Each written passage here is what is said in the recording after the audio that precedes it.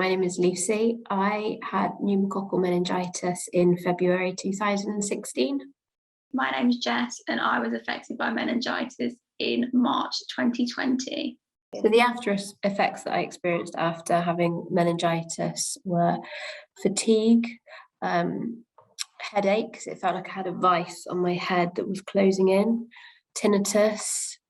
It was September time that we went back, and I remember the headaches and the tinnitus being quite bad at college, and I think it affected me in the fact that I couldn't concentrate as well as I could before, and you find it frustrating. It slowed down my thought process and still has to some extent.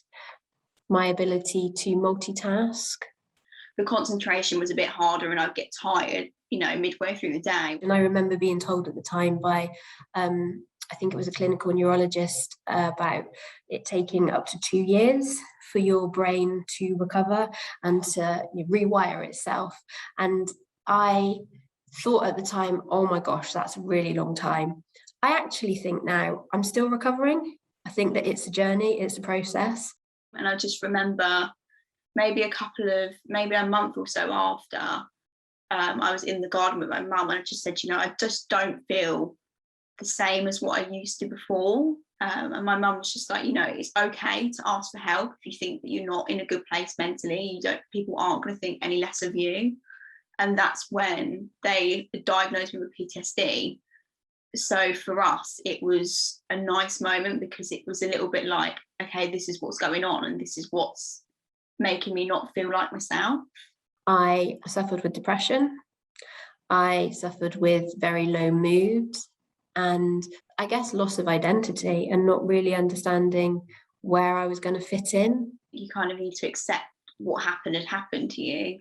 And I think for me, it's just not feeling as though I have to be as fast paced as I used to be, and that it's okay to do things a little bit slower than everyone else maybe. And it's okay to kind of be a couple of steps behind, but you're still going to get the end goal that you want. It just might not be as quick as you originally wanted it to be.